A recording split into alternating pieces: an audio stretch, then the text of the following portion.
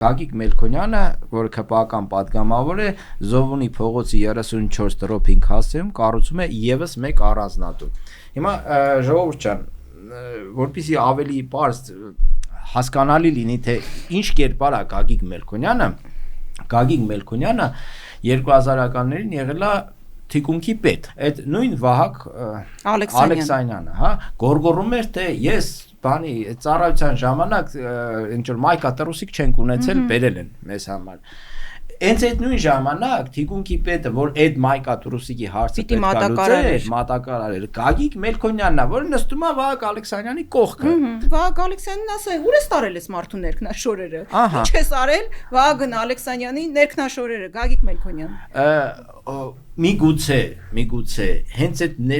խնայված ներքնաշորերի, որը Վահագին չի ասել կամ մյուսներին չի ասել, հիմա Գագիկ Մելքոնյանը կառուցում է այն ժամանակ կառուցել է, հիմա էլ մի հատ էլ ավել կառուցում է եւս մեկ առանձնատուն։ Այսինքն մի հատ պետք է իրար մեջ սկզբից պարզեն, բայց այն ապօրինի գույքի բանի շրջանակներում, որ հիմա ինչ որ sense քրեական գործեր բաներ են իրենք հարուցում, այս տանը իրենք չեն անդրադառնա, չեն տեսնի, ոչ տեսել են, ոչ լսել են։